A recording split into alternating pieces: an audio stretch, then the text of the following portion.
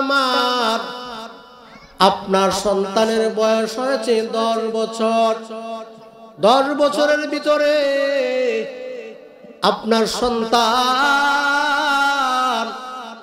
আপনাকে কখনো আব্বু বলে ডাক দেয় নাই। 10 বছর পরে হঠাৎ করে আপনার সন্তান যখন আপনার সামনে আসার পর যখন ডাক দিয়ে বলবে আব্বু, একবার আব্বু বলে ডাক দেওয়ার কারণে 10 বছরের দুঃখ কষ্ট বেদনা আপনি ভুলে যাবেন। জোরে এখন ঠিক কিনা? এবার আপনার মালিক, আমার মালিক, জমিনের মালিক ডাক দিয়া বলে, ও দুনিয়ার বান্দা বান্দি শুনো, তোমার সন্তান তোমাকে আব্বু বলে না ডাক না দেওয়ার কারণে তোমার মনের মধ্যে বড় কষ্ট জেগেছে। হঠাৎ করে যখন তোমার সন্তান তোমাকে একবার আব্বু বলে ডাক দিয়েছে, একবার আব্বু বলে ডাক দেওয়ার কারণে তুমি 10 বছরের দুঃখ কষ্ট বেদনা তুমি ভুলে গেছো। ও বান্দা বান্দি শুনো, তুমি 40 বছর গুনাহ করে ফেলছো, 60 বছর গুনাহ করে ফেলছো, তুমি মালিককে চিনলা না, আমি মাওলারে তুমি চিনলা না। ও বান্দা বান্দি রে, তোমার সন্তান একবার ডাক দেওয়ার কারণে যেমন ভাবে তুমি 10 বছরের দুঃখ কষ্ট বেদনা ভুলে গেছো, ও গুনাহগার বান্দা বান্দি, তোমরা যখন 60 বছর পর আমি মালিকরে একবার বলে ডাক দিবা, ও বান্দা বান্দি তুমি ডাক দিতে দেরি হবে, আমি মালিক তোমাকে কখনো মাফ করতে দেরি হবে না। চিৎকার মেরে বলেন সুবহানাল্লাহ। নারায়ণগঞ্জের ভাই বন্ধুরা আমার, দিলের কানটা লাগাইয়া শুনো,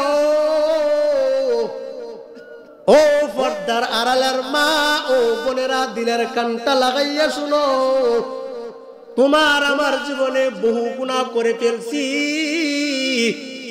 জীবনে এমন কোনো দিন বাকি নাই গুনাহ করি নাই, প্রতিদিনই প্রতি ঘন্টায় কিন্তু গুনাহ করে যাচ্ছি, কিন্তু মালিককে চিনলাম না।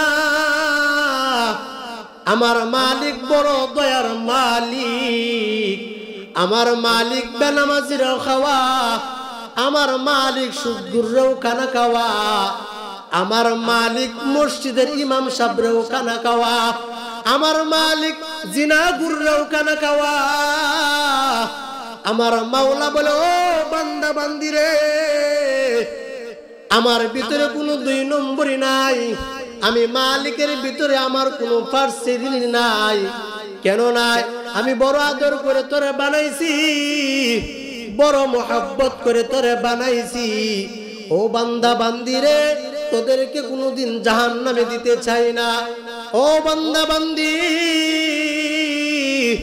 তোমরা যতই গুনাহ করে থাকো, তোমরা যখন কাজ দিলে তওবা করবা, তওবা করতে দেরি আমি মালিক তোমাকে মাফ করতে দেরি না। জোরে বলেন সুবহানাল্লাহ। ও দুনিয়ার মুসলমান ভাইরা আমার, একটা বান্দার দাম কখন বেড়ে যায় আজকের মাহফিল থেকে শুনে নেন রে ভাই।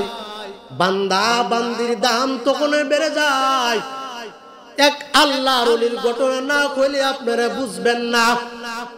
নানুপুর মাদ্রাসার যিনি প্রতিষ্ঠাতা আল্লাহর ওলি ছিলেন, উনি একদিন রাত্রের বেলায় ওনার খাদেমকে ডাক দিয়ে বলে, ও খাদেম, তুমি আমার জন্য খাবারের কিছু ব্যবস্থা করো। খাদেম ডাক দিয়ে বলে, ও শেখ, কি খাবারের ব্যবস্থা করব?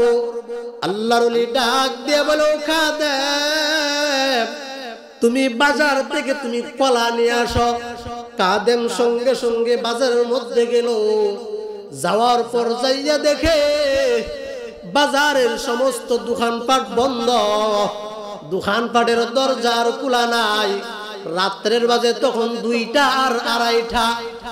খাদেম চিন্তায় পড়ে গেল, মালিক বলেছে, আমার শায়েখ বলেছে, আমার মুর্শিদ বলেছে কলা খাবে, কিন্তু কলা তো এখন বাজারের মধ্যে নাই, দোকানপাট তো বন্ধ। খাদেম চিন্তায় চিন্তিত হয়ে গেল। হয়ে যাওয়ার পর মনে মনে ভাবতেছে, আমি কলা না নিয়ে আমি আমার শায়েখের কাছে যাব না। খাদেম বাজারের মধ্যে ঘুরে ঘুরে দেখে, অন্যদিকে তাকাইয়া দেখে একটা দোকান খোলা আছে। খাদেম গিয়া বলে, ও ভাই, তোমার দোকানের মধ্যে কলা আছে কিনা? দোকানদারটা ডাক দিয়া বলে, ভাই আমার দোকানের মধ্যে কলা আছে। খাদেম ডাক দিয়া বলে, ও ভাই, তোমার কলার দাম কত? দোকানদারটা ডাক দিয়া বলে, ও ভাই, বাজারের মধ্যে সমস্ত দোকানপাট বন্ধ, এখন আর কোনো দোকানপাট খোলা নাই, একমাত্র আমার দোকানটা খোলা। আমি শুধু কষ্ট করে বসে আছি একটু লাভের জন্য। ও ভাই, আমার কলার দাম আগ রাতে ছিল 15 টাকা, এখন রাত্র গভীর হয়ে যাওয়ার কারণে কলার দাম বেড়ে গেছে 20 টাকা। বন্ধুরা আমার, দিলের কানটা লাগাইয়া শুনো, বুঝার চেষ্টা করো। খাদেম কি করলেন? শায়েখের কথা মানতে গিয়ে কলাগুলো নিয়ে আসছে।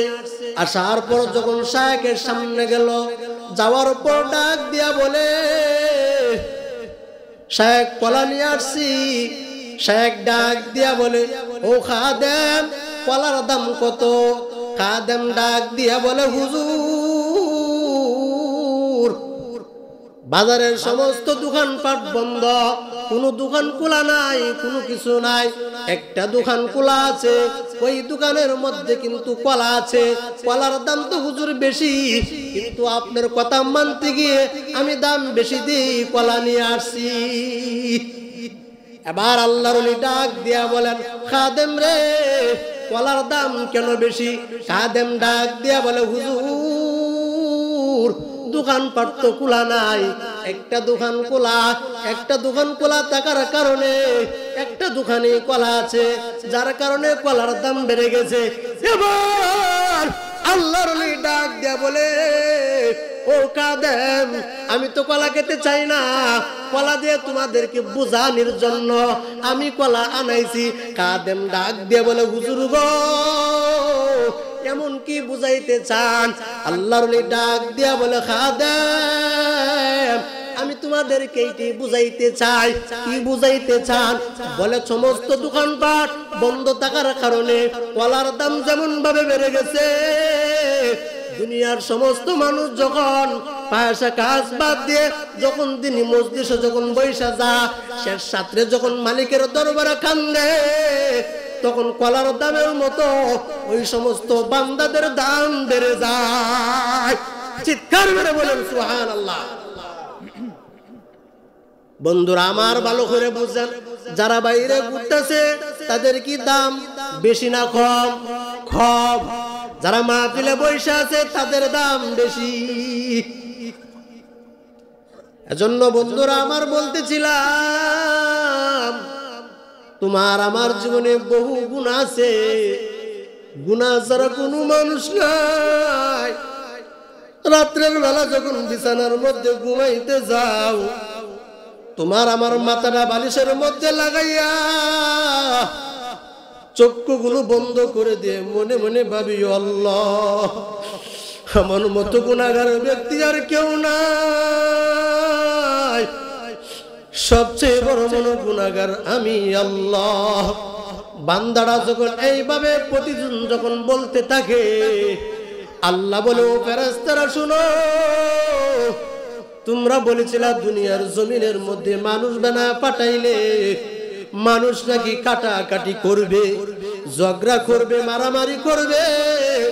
ও ফেরেশতারা, তোমরা তাকায় দেখো, আমার বান্দা বান্দিরা শুধু কাটাকাটি করে না, শুধু ঝগড়াই করে না, শুধু মারামারি করে না, আমার বান্দা বান্দিরা দেখো নারায়ণগঞ্জ রূপগঞ্জ থানার থেকে অমুক দিন অমুক রাত্রে এত সালে এত সময়ে এত ঘন্টায় এতবারে আমার বান্দা বান্দি কবরের বয়ে জাহান্নামের বয়ে কান্না করে। ও ফেরেশতারা তোমরা সাক্ষী হয়ে যাও, আমি আমার গুনাহগার বান্দা বান্দির জিন্দেগীর সমস্ত গুনাহ মাফ করে দিলাম। জোরে বলেন সুবহানাল্লাহ। আল্লাহ বলে ও বান্দা বান্দি শুধু তোমাদের গুনাহ মাফ করলাম না, তোমাদের গুনাহটারে আমি আল্লাহ নেকে পরিণত করে দিলাম। সুবহানাল্লাহ। আল্লাহ বলে আমি শুধু এটাই করি নাই, আমি গুনাহগারের গুনাহ মুছিয়া